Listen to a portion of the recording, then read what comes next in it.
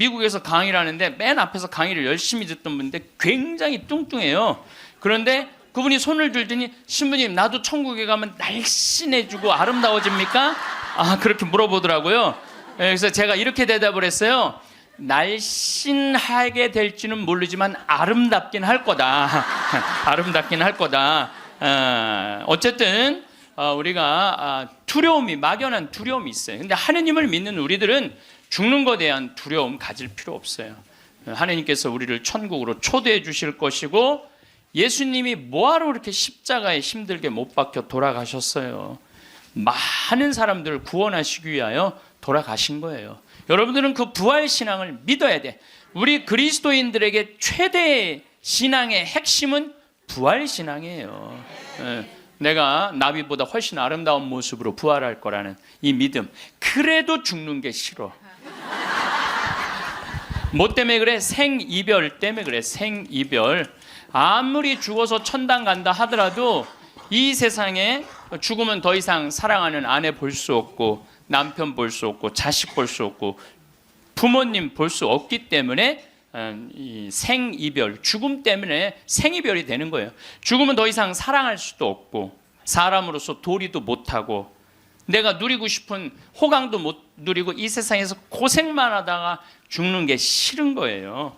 그래서 여기 계신 분들 중에 죽기 직전에 후회하지 말고, 죽기 전에 내가 뭘 할 걸 그런 거 후회하지 말고, 혹시 돈 100억 정도 있는 분들은 한 10억, 20억만 놔두고 80억은 쓰세요. 맛있는 것도 사 먹고 여행도 다니고, 그러면 되지. 제가 요즘 바빠서 텔레비전은 거의 못 보지만은 BBC에서 아주 재미난 프로그램을 해요. 영국 BBC에서 백만장자가 자기 신분을 감추고 아주 힘들게 사는 동네에 들어가는 거예요. 그래서 거기서 정말 열심히 사는 사람을 찾아내는 거예요.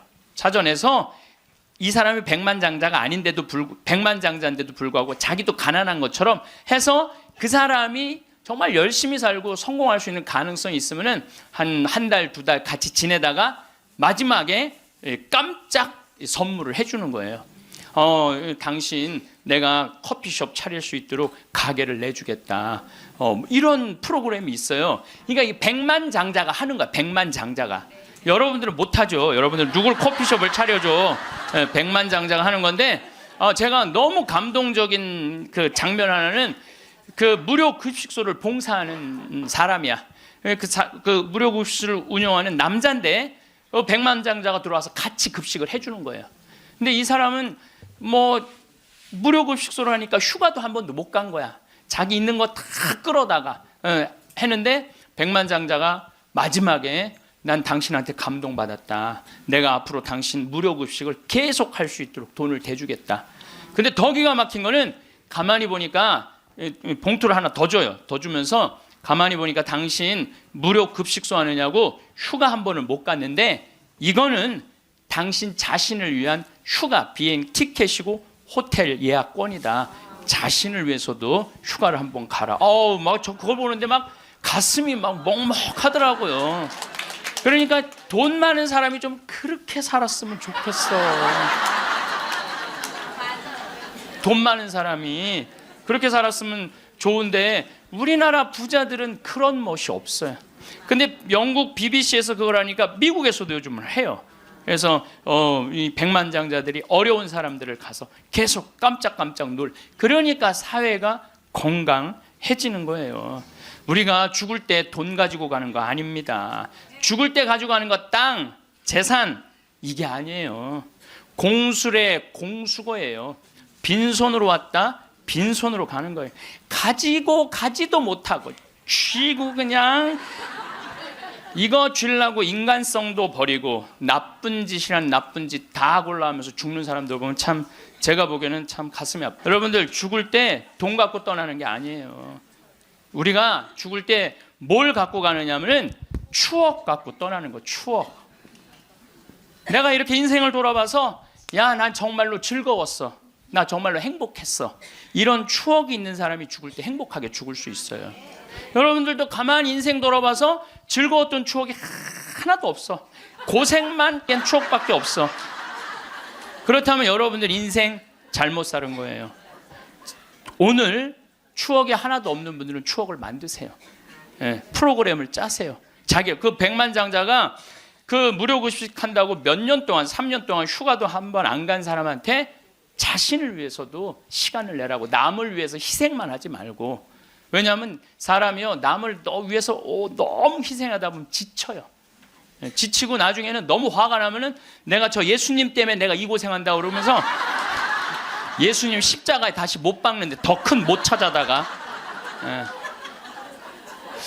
저는 제 인생을 이렇게 돌아보면은 전 정말 행복한 사람 중에 하나예요. 저는 초등학교 때 토요일 일요일이 되면 아버지하고, 전 수원 사람인데 매일 뒤에 광교산에 놀러를 갔어요. 광교산에 가서 가재 잡고 메뚜기 잡고, 가을이면 도토리 줍고 밤 따고 감서리하고, 그 다음에 도라지 캐고 더덕 캐고. 그러니까 초등학교 때 며칠 전에 성복동 성당이라는 곳에 강의를 갔는데 광교산 밑에 있더라고. 그 다 생각이 나요. 상강교, 하강교, 뭐 미군 레이더 기지, 뭐 주한말 농장, 뭐 쫙 지금도 40년 전 일인데 머릿속에 아직도 그 즐거웠던 추억이 그대로 남아 있어요. 나 초등학교 때 공부했던 기억은 거의 없어요. 매일 놀러 다녔던 기억. 그 생각하면 참 행복해요. 그리고 광교산만 가면은 내가 여기서 초등학교 때 여기서 즐겁게 놀았지.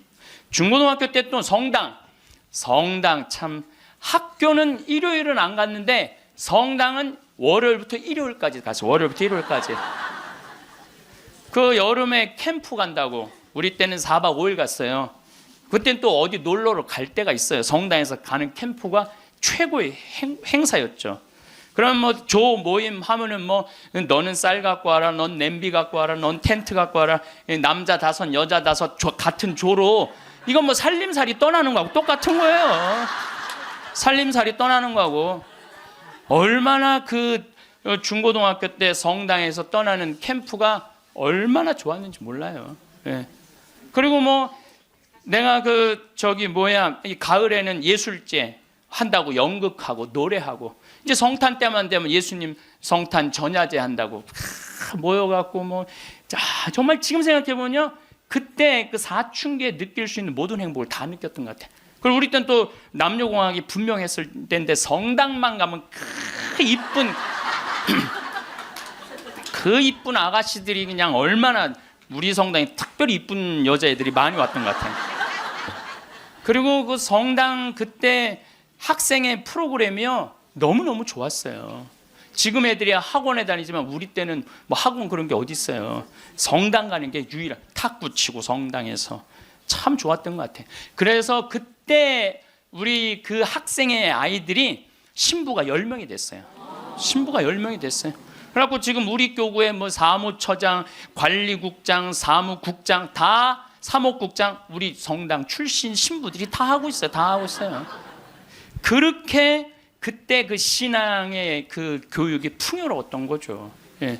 그리고 수녀님들도 많이 나오고, 그 유명한 수녀님들 중에 하나는 또 누구냐면은 김혜윤 베아트릭스 수녀라고, 성서 가르치는 수녀님 있잖아요. 뭐 같은 성당을 다녔지만 그 수녀님하고 우리는 질이 달랐어요. 그 수녀님은 공부를 너무너무 잘해갖고 전교 1등을 놓친 적이 우리는 저 밑에서 그냥 그 수녀님 나보다 1살 어리거든요. 그땐 참 예뻤는데 로마 유학 갔다 오더니 팍 늙어갖고. 근데 지금도 이쁘다고 사람들은 그러긴 그러는데 그땐 참 예뻤어요, 수녀님이. 그러니까 얼마나 그 공동체가, 어제도 서울 둔총동 성당에 강의를 갔는데 그 나보다 한 2-3살 나이 많은 누나였는데 그때도 예뻤는데 지금 보니까 50, 4-5이 됐는데 지금도 그렇게 이쁘더라고, 그 누나가. 어제 너무 만나서 반가웠는데 그 누나도 아들이 지금 서울신학교 2학년 지금 다니고 있다는 거예요. 그러니까 신앙이 얼마나 좋았던 거예요, 그 공동체가. 그러니까 그 중고등학교 생각하면 나는 정말 행복한 사춘기를 보낸 거죠. 그래서 내가 제일 화려했을 때는 언제였느냐면은 신학교 때. 저는 방학이 싫었어요. 신학교 생활이 너무 재밌었어요. 먹여주지, 재워주지, 기도시켜주지, 철학 가르쳐주지, 신학 가르쳐주지, 성서 가르쳐주지. 이 신학교 교육이요, 내가 보기엔 이 교육 제도 중에 제일 좋은 것 같아. 그냥 좀 신학교 7년 참 행복하게 살았어요. 보좌 신부 때는 또 훌륭한 본당 신부님 모시고, 우리 천주교 교우들은 보좌 신부들 이렇게 바라보는 눈이 사랑으로 꽉 차 있어. 그 느껴요. 이렇게 보면 보좌 신부 딱 보면 사랑으로 꽉 차 있어. 본당 신부 10년 동안 교우들이 참 내 말 잘 듣고 신부를 업고 살죠. 한국 천주교 교우들은 참 이렇게 보면은요 너무너무 행복했던 것 같아. 그리고 이제 10년 전에 강원도 평창 생태마을에 들어가서 이렇게 살면 본당이 없으니까, 뭐 본당이 없으니까 또 온 세상이 또 다 내 본당이야. 또 전 세계 다니면서 강의하고, 지난 여름에도 브라질, 아르헨티나, 페루, 칠레, 파라과이 5개 나라 한 달 동안 순회 강연 갔다 왔거든요. 페루 이제 뭐 얼마나 멀어요. 페루가. 페루 갔더니 이제 강의 이제 2시간 끝났는데 거기 회장님들이 신부님 귀양 여기까지 왔으니 마추픽추 가자고. 그러니까 강의는 2시간 하고 마추픽추는 2박 3일 갔다 오고. 이런 좋은 팔자가 어디 있어요. 브라질 가면 또 뭐 리오데자네이루 또 아름다운 항구, 예수님이 이렇게 펼치고 있는 데 있죠. 이번에 월드컵 한대. 참 얼마나 좋은 팔자예요. 깔라파테라고 아르헨티나 맨 밑에 빙하 있는데 신부님 환경하시니까 꼭 보셔야 된다고. 세상에 이렇게 돌아보면 난 웃으면서 죽을 수 있을 것 같아요. 또 작년에는 내가 또 아침마당에도 출연했잖아. 아침마당. 평화방송도 모자라서 아침마당까지. 그냥 아침마당을 2번을 강의를 나갔었는데, 목요 특강 2번을 강의를 나갔었는데, 보통 목요 특강 시청률이 7% 정도 된다고 그래요. 근데 전 2번 다 10.4%가 나왔어요. 이게 뭐 물론 그 3.4%는 우리 천주교 교우들이 봐줘서 올라간 건지 내가 알고 있죠.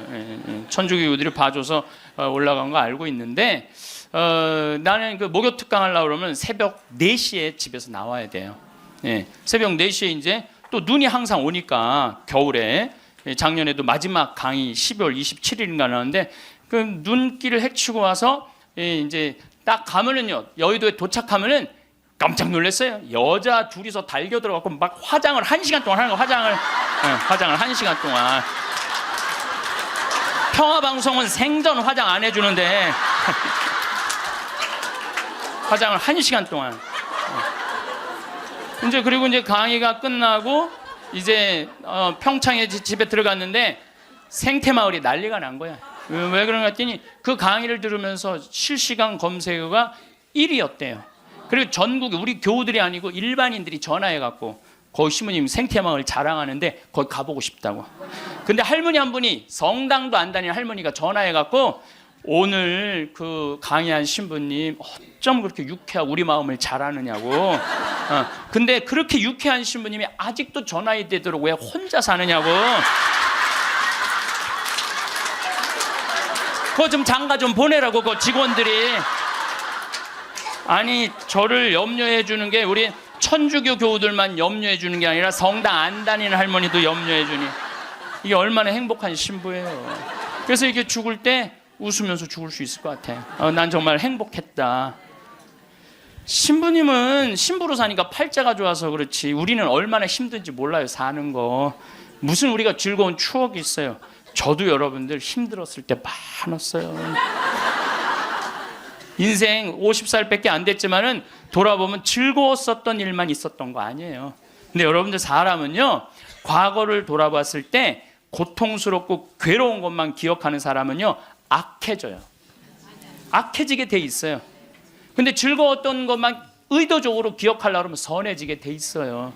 저도 사기 많이 당했어요.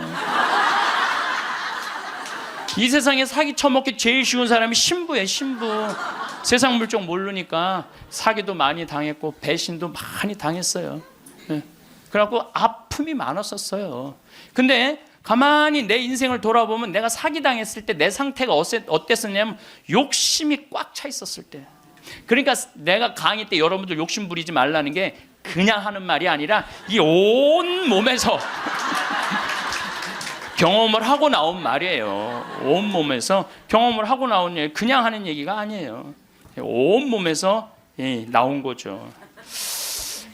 또 뭐 배신도 많이 당했고. 그런데 내가 이렇게 요한복음을 읽어보면 예수님이 이 루카복음에도 마테오복음에도 이런 악마가 와서 유혹을 해요. 돌도로 빵대라고 그러고 산에서 뛰어내리라고 그러고 성당에서 교회 종탑에서 뛰어내리라고 그러고 그랬을 때 예수님이 한마디 한마디가 그게 다 내 인생에 나도 저런 유혹이 있는데 예수님은 안 빠졌는데 난 다 빠졌던 거야. 나는 다 빠졌던 거야. 그러면서 제가 깨달은 게 있어요. 아, 욕심 부리지 말아야 되겠구나. 그리고 하느님을 더 사랑해야지 사람을 더 사랑하면은 꼭 고통이 오는구나. 그리고 이제 좋았던 것만 기억을 하는 거야. 나빴던 기억을 자꾸 하면요 인생이 우울해요. 습관이에요, 습관. 여러분들 그 불행한 사람들 며칠 전에 그 신문에 아주 재미난 게 나왔어. 불행한 사람 10가지 특징이 나왔어. 자신과 남의 단점만 본다. 불행한 사람들은요 자신과 남의 단점만 본대요. 그 다음에 두 번째, 변화시킬 수 없는 것에 대한 걱정을 한다. 그러니까 과거를 집착하는 거야. 과거에 내가 왜 그랬을까? 안 바뀌어요, 과거는. 그 다음에 쉽게 포기한다. 뭘 하다가 그냥 금방 포기하는 사람, 이 사람 불행해진다는 거죠. 운동을 하지 않는다. 운동하는 사람이 행복해요. 그래서 여러분들 꼭 운동하셔야 돼. 뭐 이건 이번 다음 달 강의에 꼭 하겠지만은, 그 다음에 성취 불가능한 목표를 세운다. 성취 불가능한 목표를 세운다. 건강에 좋지 않은 음식만 골라 먹는다. 그러니까 우리가 행복하려면 건강에 좋은 음식을 먹어야 돼. 우리 청국장 가루 같은 거, 이런 거. 얼마나 좋아요, 이 청국장 가루 같은 거. 나도 오늘 아침에 좀 일찍 나오는 바람에 청국장 가루를, 저는 그냥 제가 일어나자마자 제가 타 먹어요, 맹물에. 그걸 먹으면요 기분이 참 좋아요. 그리고 이제 요즘은 이제 시래기, 무청 있죠? 우리 생태마을에 그냥 온 생태마을에 무청이 널려 있어요 지금. 그걸 보고 있으면 기분이 좋아요. 그 시래기 탁 삶아갖고 무쳐갖고 밥을 비벼 먹으면, 우리 생청국장에다 밥을 비벼 먹으면 너무 맛있어. 잠을 충분히 자지 않는다. 불행한 사람들. 인터넷에 갇혀 산다. 남에 대해 험담, 부정적인 말만 한다. 불행한 사람들은 이런 다 기미가 있어요. 그 다음에 마지막에 용서하기를 거부한다. 난 절대 용서할 수 없어. 이 사람들이 다 불행하다는 거예요. 그래서 여러분들 이렇게 인생을 돌아보면서 억울하고 분한 것만 새기지 마라. 특별히 우리 할머니들, 내가 시집으로 와서 6.25 전쟁 때 1.4.5태 때 고생한 얘기, 그거요 청승이에요, 청승. 행복했던 기억만 하시면 좋아요. 그 다음에 죽을 때 뭐 갖고 가냐면 선행 갖고 가는 거. 선행. 죽을 때 선행 갖고 가는 거. 여러분들 죽을 때 땅 갖고 가는 거 아니라니까요. 집 갖고 가는 게 아니라니까요. 재물 갖고 가는 게 아니에요. 이거는 갖고 갈 수 없는 거야. 갖고 갈 수 없는 거야. 오늘도 전심 먹으면서 잠깐 대화를 했는데, 사람들을 보면요 1000개를 가지고 있으면서 1개밖에 못 누리고 사는 사람이 있어요. 근데 100개를 가지고 99개를 누리고 사는 사람이 있어요. 그럼 여러분들 1000개 가진 사람은 이게 뭐 1000개 가지나 많아요. 이 사람이 죽을 때 그랬는데 돈이 너무 많은 사람은 그걸 못 쓰고 죽어서 못 죽는데요. 돈이 너무 많은 사람들은. 그러니까 쓸 수 있을 때 열심히 쓰라는 거예요. 두 번째로는 선행이야. 마태복음 25장에 예수님이 이런 얘기를 합니다. 오른쪽에는 양, 왼쪽에는 염소를 갈라놓고 이런 얘기를 해요. 내 오른쪽에 있는 사람들한테 내 아버지의 복을 받은 이들아, 와서 세상 창조 때부터 너희를 위하여 준비한 나라를 차지하여라. 너희는 내가 굶주렸을 때 먹을 것을 주었고, 내가 목말랐을 때 마실 것을 주었으며, 감옥에 갇혔을 때 찾아주었다. 그럼 의인들이 이렇게 말할 것이다. 주님, 저희가 언제 주님께서 굶주리신 것을 보고 먹을 것을 드렸고 목마르신 것을 보고 마실 것을 드렸습니까? 언제 주님께서 나그네 되신 것을 보고 따뜻히 맞아 드렸고 헐 벗으신 것을 보고 입을 것을 드렸습니까? 언제 주님께서 병드시거나 감옥에 계신 것을 보고 찾아가 배웠습니까? 그럼 임금이 대답할 것이다. 내가 진실로 너희에게 말한다. 너희가 내 형제들인 이 가장 작은 사람. 여러분들, 그래서 저는 이 단어를 참 요즘 많이 묵상을 해요. 내가 만나는 사람들 중에 작은 이들 가운데 한 사람에게 해준 것이 곧 나에게 해준 것이다. 가장 작은 이한테 해준 게 누구한테 해준 거야? 예수님. 이 지금 대한민국 사람들이 이 말씀을 새겨야 돼요. 돈 좀 벌었다고 작은 이들을 무시하는 이런 사회, 이 왼편 염소 쪽으로 가는 거예요. 여러분들 오른편 양쪽으로 가려면 어떻게 해야 돼? 작은 이들 중에 목마르고 헐벗고 배고프고 감옥에 갇히고 나그네 된 사람한테 따뜻하게 대해야 되는 거예요. 록펠러라고 있어요. 미국 부자. 이 사람 죽었는데 얼마나 부자냐면 1850년도에 태어난 사람인데 55살에 전 세계의 90%를 줘요. 세계에서 최고로 부자였어요. 55살에 이 사람이 불치병을 딱 판정을 받아요. 1년밖에 못 산다고. 1년밖에 못 사니 전 세계 최고의 부자인데 55세 1년밖에 못 사니 얼마나 기가 막혀요. 병원에서 탁 나오는데 이렇게 보니까 병원 정가운데 뭐라고 써 있느냐면은 받는 자보다 주는 자가 행복하다. 그거를 봐요. 그거를 보고 막 가슴에 전율을 느껴요. 어떤 전율을 느끼냐면 자기는 돈이 그렇게 많은데도 준 적이 없는 거야. 막 회사 병합하고 뺏고 막 이랬거든요. 아주 냉혈한이었어요. 예. 완전히. 그래갖고 가만히 나는 그 많은 돈 중에 준 적이 없네. 준 적이 없네. 여러분들 마음 가끔 이렇게 말하는 분들이 있어. 누가 나 좀 돈 좀 안 주나? 이 사람 불행한 거예요. 이 사람 무조건 불행한 거예요. 내가 누구 돈 좀 줘야지 이 사람이 행복한 거예요. 항상 얻어먹을 자세가 돼 있는 사람은 불행한 거예요. 주려고 그래야 돼. 주려고. 그래서 저는 본당 신부하면서도 교우들하고 밥을 먹어도 정말 내가 냈지 교우들이 돈 못 내게 했어요. 왜냐하면 가만히 보면 교우들 먹고 살기 바쁜데 자식도 공부시키고 월세 세금 내기 바빠 죽겠는데 신부한테까지 돈을 뺏기면서 밥을 사주는 거예요. 이게 그래서 나는 내가 다 정말 많이 냈어요. 그 처음에 신부님한테 밥 얻어 먹은 적이 평생에 처음이라는 교우들을 참 많이 봤어요. 신부님 무슨 돈이? 나 돈 많아. 나는 강사료도 많고 인세가 또 많이 들어오잖아요. 나는 인세도 많이 들어오고 그래서 난 많으니까 걱정하지 마라. 그래갖고 난 다 사줬어요. 그래도 난 내 주머니에 한 번도 돈이 떨어져 본 적이 없어요. 이게 언제 들어오냐면 내 영명 축일 때 다 들어온다니까요. 내 영명 축일 때. 그리고 예수님이 뭐라고 그러냐면 5,000명 빵 먹일 때 너희들이 줘라. 그러니까 제자들이 이 많은 사람들 어떻게 우리가 주냐 그러니까 예수님이 이런 말을 해요. 너희가 거저 받았으니 거저 주어라. 참 이 말이 전 좋아요. 우리가 나누지 못하기 때문에 인생이 괴로운 거죠. 그래갖고 록펠러가 나는 이렇게 많이 줄 수 있는데 내가 하나도 못 주고 죽는구나. 근데 마침 그 병원에서 호텔 로비에서 딸아이 입원비가 없어갖고 막 병원 사람들한테 제발 내 딸 좀 입원 시켜달라고 막 울며 불며 매달리는 엄마를 봐요. 록펠러가 그걸 보고 비서를 시켜서 병원비를 대주라고. 병원비를 대줬는데 그 소녀가 기적같이 나아요. 록펠러가 너무너무 행복한 거야. 야, 나도 이렇게 나누니까 이렇게 좋으네. 내가 남은 1년 동안 나눠야 되겠다. 그래서 막 시카고 대학도 세우고 병원 한 2,000개 세우고 도서관도 세우고 고아원도 세우고 그 남은 시간 동안 돈이 많으니까 엄청나게 나누기 시작을 했어요. 근데 그렇게 나누다 보니까 록펠러가 이 55세 죽는 데는 록펠러가 98까지 나누다 죽었습니다. 98까지 나누다 죽었어요.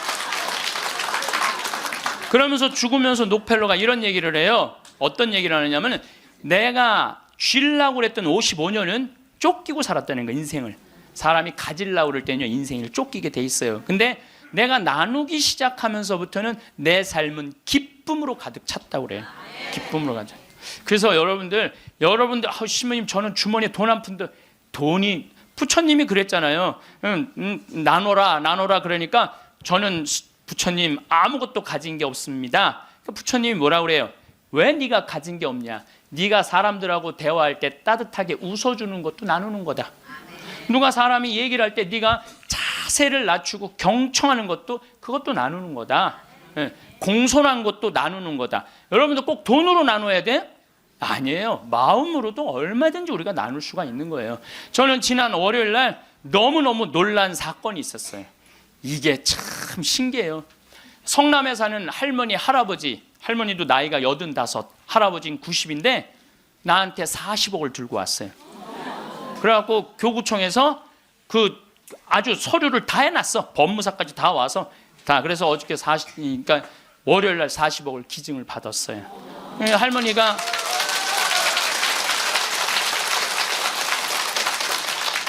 그러니까 되는 놈은 되는 거야.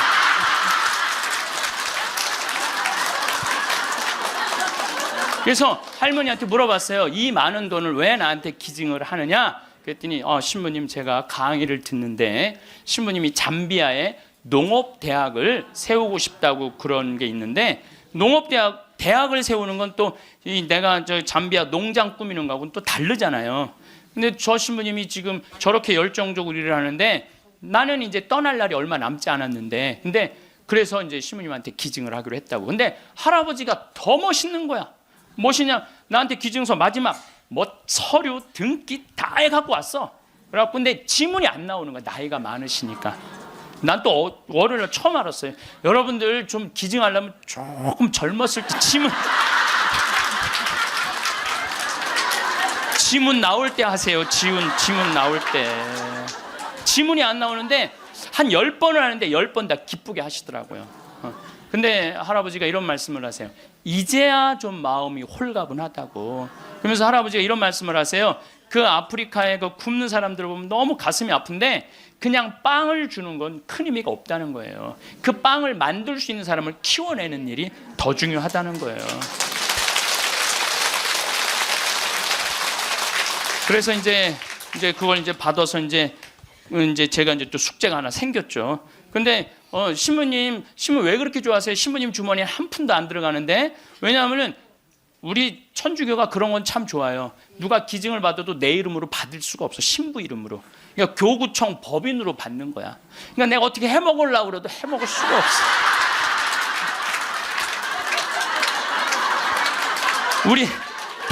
우리 주교님 도장을 훔쳐야지 해먹을 수 있는 거니까. 주교님 도장을 훔쳐야지. 근데 그 할아버지가 더 기가 막힌 말씀을 하셨어요. 어떤 말씀을 하셨느냐면은, 신부님 아들한테 물어봤대요. 내가 이거를 40억을 신부님한테 기증하기로 했다. 그랬더니 아들이, 아버지 기증하세요. 나 넓은 집이 있고 직장이 있는데 그거 돈 많으면 머리 아파요. 그 아들도 기가 막히죠. 아니 뭐 법적으로 뭐 소송도 한다는데. 그래서 여러분들, 제가 말씀드리는 거는 우리가 죽을 때 갖고 가는 게 땅이 아니라니까요. 집이 아니고 재물이 아니에요. 뭐냐면 선행이야. 선행. 내가 뭔가 베풀 수 있는 선행이 있어야 돼요. 그래서 여러분들도 내가 돈이 없다라면 마음으로라도 나눌 줄 알아야 돼. 마음으로라도. 예. 그리고 죽을 때 갖고 가는 건 결정적인 건 믿음이야. 믿음이 없는 사람은요, 노잣돈 없이 떠나는 거예요. 믿음이 없는 사람은 노잣돈이 없이 떠나는 거. 죽을 때 빈 털터리로 떠나는 거. 빈 털터리로. 근데 내가 주님께서 날 기다리고 계셔. 주님께서 날 맞아주실 거야. 이 믿음 있는 사람은요, 여행 떠날만 해요. 근데 딱 저승에 들어섰는데 아무도 날 데려가는 사람, 깜깜한 어둠만 날 기다리고 있는 사람은 너무너무 힘든 거죠. 제가 한 10년 전에 우리 후배 신부들을 데리고 제주도에 스킨스쿠버를 데리고 갔어요. 바다에 들어가는 거. 그런데 뭐 한 6, 7명 신부들하고, 지구 신부들하고 갔는데 문섬, 새끼섬, 서귀포 쪽에 거기가 참 아름다워요. 근데 이제 그 신부들은 초보니까 강습을 받고, 나는 좀 할 줄 아니까 새끼섬에 바다에 이렇게 들어가서 이제 혼자 절대 가면 안 되는데, 그래도 이제 혼자 이렇게 좀 옆에 이제 강습하는 거 보고 혼자 이렇게 돌았어요. 근데 그 신부 중에 하나가 물 공포증 있는 신부가 있어요. 너는 여기서 낚시만 해. 그래갖고 이제 그 신부는 위에서 낚시를 하고 있는데, 나는 이제 바다에 들어 물고기가 얼마나 많은지 몰라요. 돔, 뭐 돌돔, 뭐 하여튼 물고기가 얼굴을 치고 지나갈 정도로 물고기가 많아요. 바다에 들어가 보면은. 그래갖고 이제 한 바퀴 한 30분 이제 다이빙을 하고 나와서 그 후배 신부한테 물어봤어요. 물고기 좀 잡았어? 이 신부가 한다는 얘기가 신부님 한 마리도 없나 봐요. 30분 동안 한 마리도 못 잡았어요. 그러는 거예요. 그 많은 물고기를 두고 그 위에서 낚시하는 사람은 한 마리도 없는 줄 알고 그냥 계속 한 마리도 없다고 투정을 부리더라고요. 신앙생활도 똑같아요.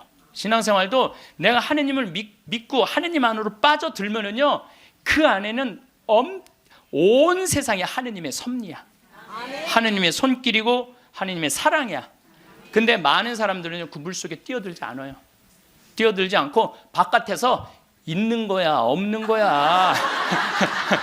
하느님 계신 거야, 안 계신 거야. 이러고 있으니까 잡아요, 못 잡아요? 못 잡아요. 여러분도 오늘도 야 명동에 오늘 그 신부님 강의 간대자 가자. 데리고 올라오래. 아유 뭘 가, 니네나 가. 난 나중에 기회 되면 갈게. 그 사람은요 못 잡는 거예요. 물고기를 못 잡는 거예요. 얼마나 하느님 안에 들어가면은 신앙의 보물이 얼마나 많은데. 또 우리 보좌 신부님이 그런 얘기를 해요. 보좌 신부님이 자기 낚시를 참 좋아해요. 우리 보좌 신부님이. 근데 신부님 강론 때 그러더라고요. 보면은 아무리 물고기가 안 나와도 한 자리에서 4시간, 5시간 앉아있으면 결국은 나올 때 되면 밑밥을 뿌리면은 나올 때 되면 엄청나게 나온다는 거예요. 우리 보좌 신부님이 우리 조카 며느리 아이가 아기를 가져갖고 잉어를 좀 해달라는 거예요. 가면 막 이렇게 잡아오는 거예요. 어떻게 이렇게 재주가 좋으냐 그러니까 신부님이 한 자리에 계속 있으면 잡는다는 거예요. 한 자리에 계속 있으면은. 근데 자기가 낚시터에 가보면 한 마리도 못 잡아가는 사람이 있대. 어떤 사람이냐면 1시간씩 옮기는 사람이에요. 이 사람은 하나도 못 잡고 하나도 못 잡고 가는 거야. 하나도 못 잡고. 그래서 신앙도 꾸준한 사람이, 변함이 없는 사람이 엄청난 보화를 끌어올릴 수 있는 거예요. 그래서 우리 죽을 때는 추억, 선행, 믿음 갖고 가는 거예요. 집 갖고 가는 게 아니라니까요. 어쨌든 내가 지난 2월 달에 이제 성주순례 이제 가서 이제 갈릴레아 호수를 도는데 그 갈릴레아에서 3일을 머물었어요. 갈릴레아가 신앙의 유산이 너무 많아요. 5,000명 먹이신 빵의 기적도 갈릴레아 호수에서 했지. 산상 설교도 갈릴레아에서 했지. 풍랑 걸은 데도 저 갈릴레아지. 제자들하고 예수님하고 만난 데도 갈릴레아지. 얼마나 많아요. 그러니까 거긴 3일을 머물렀죠. 3일을 머물고 이제 저녁에 이제 모여갖고 80명 순례자들한테 오늘 느낀 신앙의 감동을 나눔 얘기를 하자고 그랬어요. 근데 참 우리 천주교 신자들은 이상하죠. 말 그렇게 잘하다가도 말씀 나누게 하자 그러면 입을 다물어. 말씀 나누게 하자 그러면. 내가 아는 뭐 몇몇 연예인도 있으면 연예인들을 만나고 얘기를 하면 신앙이 너무너무 좋아요. 그런데 방송에만 나가면 절대 말 안 해. 신앙에 대해서. 신기해. 개신교 성도들은 간증하라고 그러면 그냥 뛰어나왔고 서로 하려고 그러는데 우리는 그냥 잘 놀다가도 자 지금부터 말씀 나누기 전에 내가 묵상을 했어요. 왜 우리 천주교 교우들이 이렇게 입이 무거운가. 내가 묵상을 해서 답을 찾아냈어요. 요셉 성인 닮아서 입이 무거운 거. 요셉 성인 닮아서. 요셉 성인이 참 입이 무거워요. 보면은 아니 장가를 가려고 딱 했는데 마리아가 애를 배 갖고 온 거야. 기가 막히잖아요. 나는 손도 잡은 적이 없는데 그럼 일반 사람이면 뭐라 그럴 거냐. 친구들한테 야 얘기 좀 하자. 야 난 너무 고민이 있어. 아니 마리아가 결혼도 하기 전에 애를 배웠네. 이거 어떻게 하면 좋지? 분명히 이렇게 얘기했을 거예요. 근데 요셉 성인은 아무한테도 말하지 않고 혼자 파혼하기로 혼자만 마음속으로 생각을 해. 우리 천주교 교우들하고 똑같은 거예요.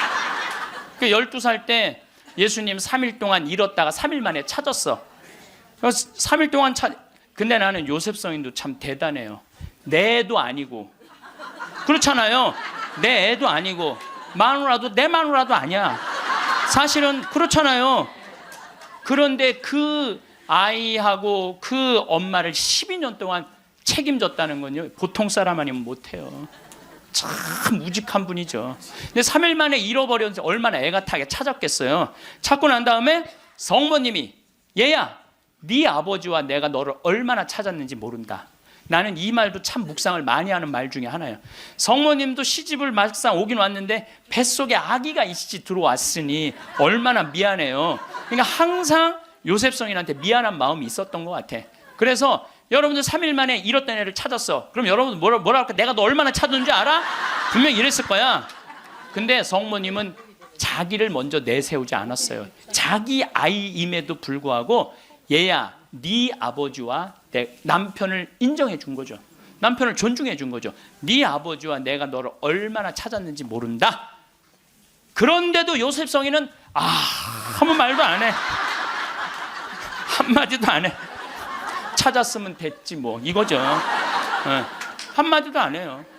그래갖고 이제 우리 천주교 교우들이 요셉 성인 닮아서 말을 안 해요. 그래서 내가 우리 말씀 나누게 좀 하여튼 안 해. 근데 호텔 로비에서 얼마나 근사해요. 갈릴레아 호텔 신앙을 얼마나 간증하고 싶겠어. 아무도 말 안 하는데 70살 먹은 할머니가 손을 번쩍 드는 거예요. 내 말 끝나자마자 자기가 말한다는 거예요. 너무 고맙더라고요. 근데 그분은 할아버지하고 같이 오신 할머니인데 딱 일어나더니 할아버지의 손가락질을 딱 하더니 이렇게 말하는 거예요. 신부님, 내가 평생 고생했다는 거예요. 나이가 70이 넘으면 남편을 대놓고 욕할 수가 있어요. 내가 평생 고생했다는 거예요.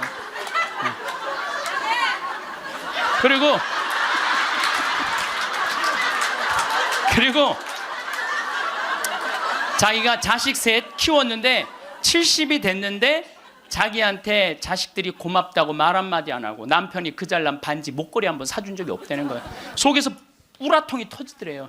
내가 그렇게 고생을 해서 자식들을 키우고 남편 뒷바라지를 했는데 나의 고생을 알아주는 사람이 하나도 없더래. 갈비 먹고 싶을 때 와서 갈비 사주는 놈 한 놈도 없다는 거예요. 근데 어느 날 갑자기 내가 방송에서 나오더니 그러더래요. 늙어서 왜 갈비가 먹고 싶으면 자식이 사줘야 되냐. 갈비가 먹고 싶으면 내 돈으로 내가 가서 사 먹으면 되지. 그 자식이 사줄 때까지 기다리느냐. 무슨 돈으로 집 잡혀서 사 먹어라. 맨날 자식한테 섭섭하다고 그러지 말고. 그 얘기를 듣는데 이 할머니가 망치로 한 대 맞았대요. 지금 70살 넘은 할머니 할아버지들 중에 갈비가 먹고 싶다고, 여보 우리 갈비 먹고 싶다, 오늘 가서 갈비 사 먹자. 그리고 둘이 갈비집 가서 10만 원이나 된 돈 내면서 갈비 사 먹을 사람들이 얼마나 돼요. 그저 자식이 한번 사줘야지 그냥 한번 먹고 오는 거지. 그 돈 무서워서 벌벌 떨잖아요. 그러니까 자기를 위한 일을 안 하는 거예요. 이제는 여러분들 자기를 위한 일을 해야 돼요. 자기를 위한 일을. 어쨌거나 하여튼 이제 나도 이제 사 먹어야 되겠다. 집 잡혀서 그런 생각을 하는데 평화신문에 황창현 신부와 함께 떠나는 도보 성주순례가 딱 떴대. 그걸 보는 순간 이 할머니는 이거다 하고 이 할머니는 그냥 집을 팔았대. 그냥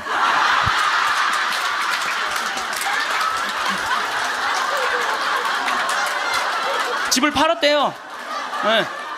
집을 팔고 1억이 남은 걸 가지고 성주순례를 따라온 거예요. 여동생 부부하고. 근데 왔는데 자기 너무너무 행복하대. 그런데 이 할아버지는 맨날 술만 먹던 할아버지인데 성주순례도 안 따라오려는 걸 억지로 끌고 온 거야. 근데 이 할아버지가 다리도 아프다 뭐도 그런데 10일 동안 걸으면서 하느님을 만난 거야. 하느님을 완전히 만나서 성주순례 끝나고 난 다음에 3개월 후에 다시 뒤풀이를 했는데 이 할아버지가 할머니가 그러는 거예요. 저 양반이 미쳤나 보다고. 왜 그러냐면 그전에는 전화만 하면 술 어서 먹을까 이랬는데 요즘 전화만 하면 성당 나와라, 성당 나가야 된다, 하느님은 살아계신 분이다 이렇게 얘기를 하더니. 그러니까 이 세상 집을 팔아서 하늘나라 집을 산 거예요.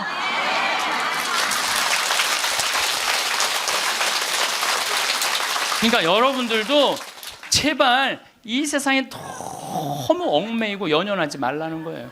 내가 이번에 성주순례 가서도 너무 많은 걸 느꼈는데 그 대학생이 엄마 아빠를 따라온 거야. 인천공항이 딱 나를 바라보는 눈빛이 흰 눈동자 95% 까만 눈동자. 너 때문에 내가 여기 따라왔다.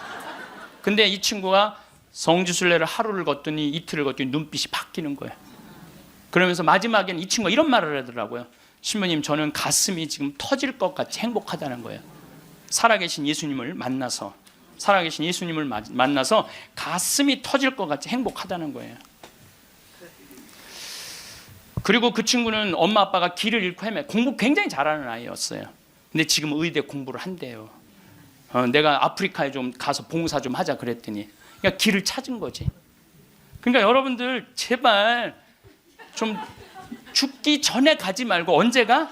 지금 가세요. 지금 가세요.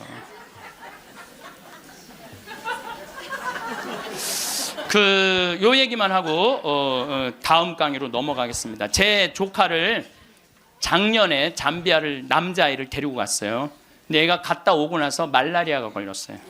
근데 빈센트 병원에 입원을 했는데 빈센트 병원에서 자기네들은 우리 풍토병이 아니기 때문에 컨트롤 못 한다는 거예요. 그래서 여기 국립 의료원으로 끌고 왔어요. 죽기 일보 직전이었어요. 내가 조카 하나 죽이나 보다. 내가 내 평생에 그렇게 열심히 기도했는데 하나님 제발 살려주십시오. 그래서 안 돼갖고 서울대 병원에 유명한 의사도 해갖고 좀 어떻게 해갖고 어쨌든 하여튼 기도가 통했는지 살아났어. 근데 얘가 국립대학 다니다가 그거 끝나고 내가 대학을 때려쳤어요. 대학을 때려치고 삼촌 내가 죽기 직전까지 가보니까 내가 하고 싶은 거 해야 되겠어. 걔가 내 목소리하고 똑같아요. 그래서 뮤지컬 학과를 다시 간 거야. 요즘은 매일 뮤지컬 연극 지금 학교 다니면서 매일 공연하러 이 아이는 나 볼 때마다 삼촌 나 너무 행복해. 그러니까 여러분들 사람이 죽기 전에 후회하는 게 뭐냐면 왜 내가 그걸 못 해봤을까 이걸 후회한다는 거예요. 그러니까 이 얘기는 내가 다음 시간에 할 텐데 죽기 전에 후회하지 말고 지금 하라는 거. 지금 기도 바치겠습니다. 성부와 성자와 성령의 이름으로 아멘. 당신을 보면 괜히 눈물이 납니다. 사랑의 눈물, 속죄의 눈물, 기쁨의 눈물, 피부를 비집고 들어오는 당신의 살 냄새도 괜히 눈물이 납니다. 생명 속에 사랑으로 스며듭니다. 우리의 속죄 모두 지시고 사랑으로 거두시는 당신 모습에 죽음과 부활을 다시 봅니다. 하늘과 땅 사이에 다시 나시고 지금도 나를 위해 살아계시는 사랑의 깊은 영광 당신입니다. 당신을 보면 괜히 사랑에 젖어 사랑의 눈물이 절로 납니다. 가시관 쓰신 모습, 인자한 모습에 눈물이 납니다. 십자가에 못 박혀 돌아가실 때 우리의 생명 다시 난 것을 마음 깊이 눈물 절로 납니다. 당신을 보면 괜히 눈물이 납니다. 사람은 누구나 힘든 일을 더 오래 기억하도록 되어 있습니다. 기쁜 일은 금세 흐릿해지지만 아팠던 일, 억울했던 일, 마음 상했던 순간은 생각보다 훨씬 오랫동안 마음속에 남아 있습니다. 이것은 어느 한 사람만의 이야기가 아닙니다. 사람이라면 누구나 그런 마음의 구조를 갖고 태어납니다. 위험을 피하고 살아남기 위해 나쁜 기억을 더 또렷하게 붙잡아 두도록 우리 마음이 만들어진 것입니다. 그러니 아무 탈 없이 흘러간 하루가 어딘가 허전하고 부족하게 느껴지는 것도, 평범한 일상이 자꾸 초라해 보이는 것도 사실은 아주 자연스러운 일입니다. 특별히 나쁜 일이 있었던 것도 아닌데 왠지 마음이 무겁고 별다른 이유 없이 지난 날이 자꾸 떠오르고 그 시절의 아픔이 오늘 이 순간까지 따라오는 것 같은 느낌. 그것이 이상한 것이 아니라 사람의 마음이 원래 그렇게 생겨먹었기 때문입니다. 그런데 이 자연스러운 경향이 오랫동안 쌓이다 보면 삶 전체가 고단했던 것처럼 느껴지기 시작합니다.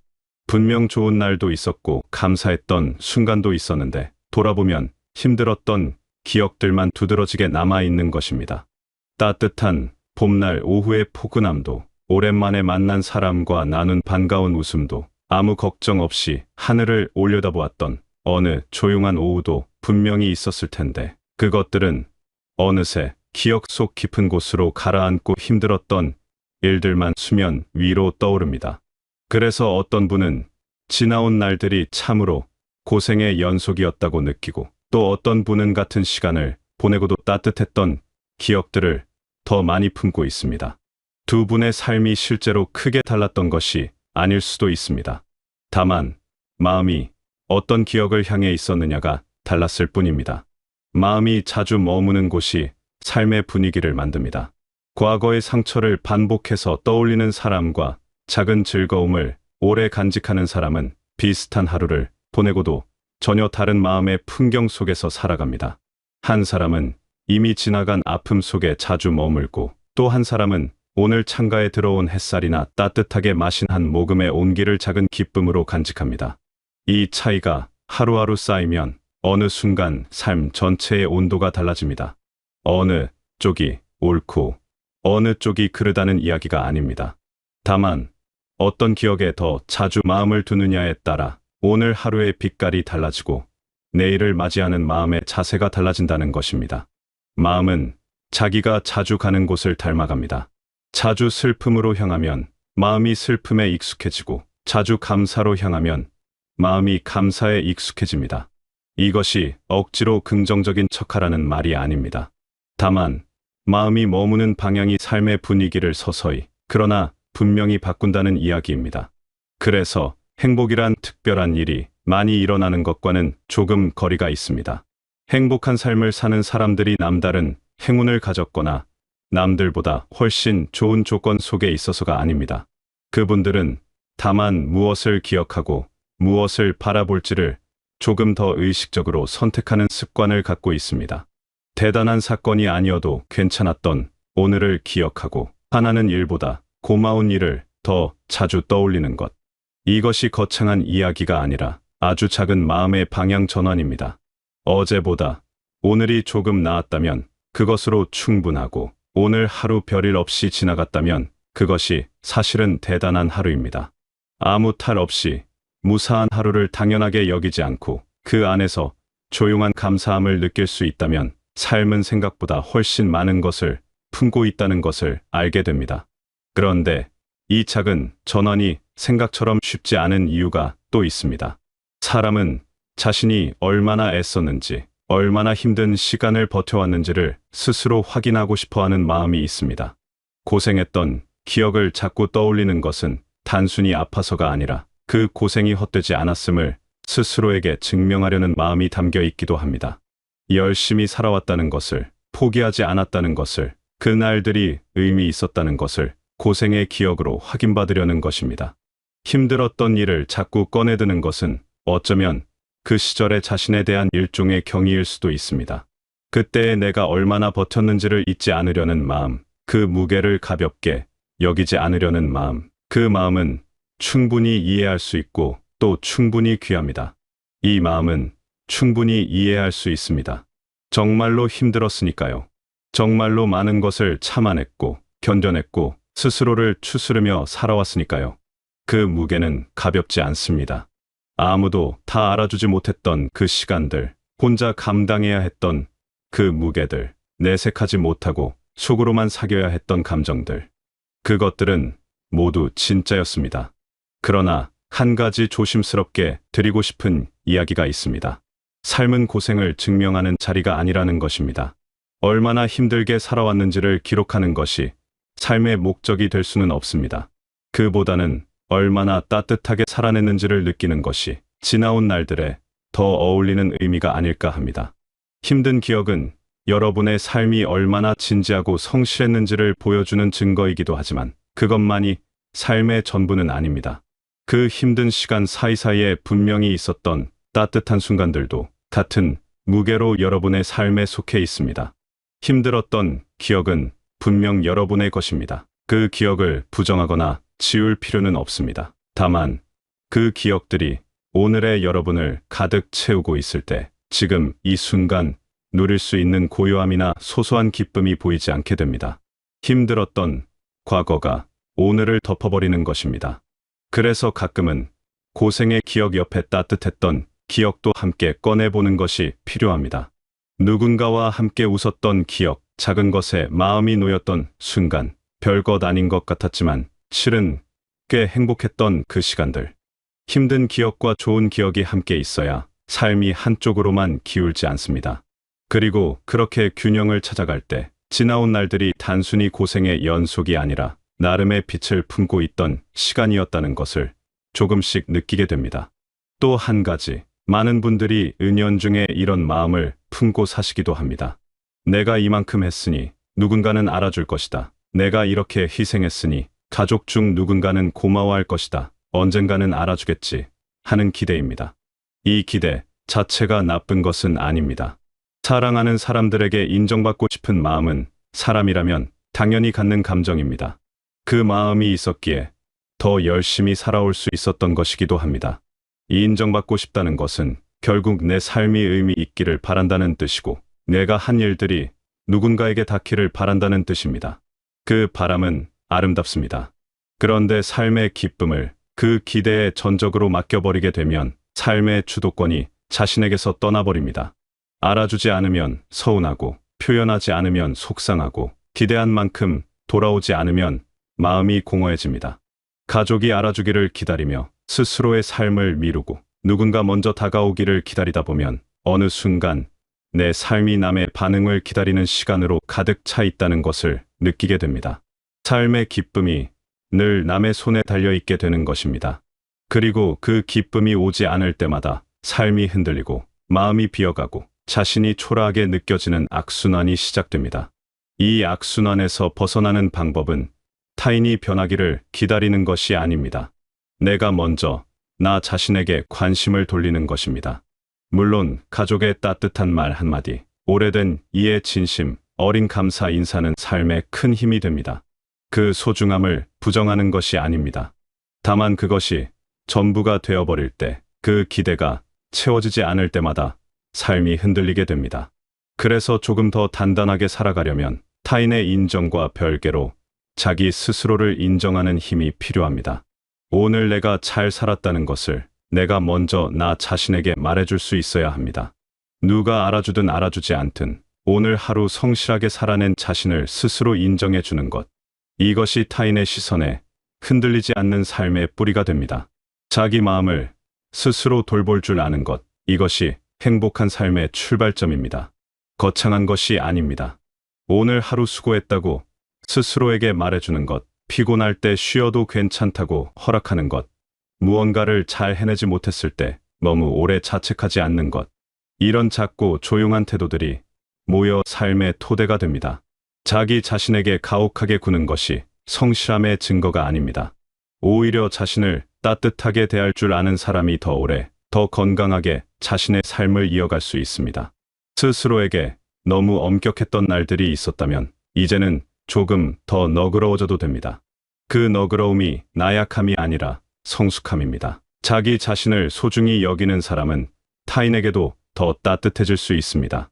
스스로가 고갈되어 있을 때는 남에게 줄 수 있는 온기가 없습니다. 자신을 먼저 돌봄으로써 비로소 주변을 여유 있게 바라볼 수 있고 작은 것에도 감사할 수 있으며 관계 속에서도 더 편안해질 수 있습니다. 자기 자신에게 친절한 사람이 결국 삶 전체에 친절해질 수 있습니다. 그리고 그런 사람 곁에 있으면 왠지 마음이 편안해지고 함께 있는 것만으로도 위로가 됩니다. 스스로를 잘 돌보는 것은 결코 이기적인 일이 아닙니다. 그것은 오히려 주변 사람들에게도 좋은 영향을 주는 일입니다. 삶의 방향을 크게 바꿀 필요는 없습니다. 아주 조금이어도 충분합니다. 오늘 힘들었던 일 대신 오늘 괜찮았던 한 가지를 떠올려 보는 것. 누군가가 알아주기를 기다리는 대신 오늘 내가 잘 살았다고 스스로에게 먼저 말해보는 것. 과거의 고생을 증명하려는 마음 대신 지금 이 순간 내 곁에 있는 것들을 조용히 바라보는 것. 창밖으로 보이는 하늘이 오늘따라 유난히 맑다는 것. 아침 공기가 생각보다 상쾌하다는 것. 오늘 하루도 별 탈 없이 무사히 지나가고 있다는 것. 이런 것들이 사소해 보여도 이것들을 알아채는 마음이 쌓이면 삶이 달라집니다. 이 작은 선택들이 하루하루 쌓이면 삶의 분위기가 조금씩 달라집니다. 드라마틱한 변화가 아니라 아주 조용하고 느린 변화입니다. 하지만 그 조용한 변화가 결국 삶의 온도를 바꿉니다. 어떤 기억을 더 자주 꺼내볼 것인지, 어떤 마음으로 오늘 하루를 마무리할 것인지, 이 선택들이 모여 삶의 전체 빛깔이 만들어집니다. 오늘 하루 좋았던 한 가지를 떠올리며 잠자리에 드는 것, 아침에 눈을 뜰 때 오늘도 괜찮은 하루가 되겠다는 조용한 기대를 품는 것, 이런 사소한 습관들이 삶의 무게를 조금씩 가볍게 만들어줍니다. 여러분은 충분히 수고하며 살아오셨습니다. 많은 것을 감당했고, 많은 것을 버텨내셨습니다. 아무도 다 알아주지 못했어도, 혼자 감당해야 했던 순간들이 있었어도, 그 모든 시간을 여러분은 나름의 방식으로 살아내셨습니다.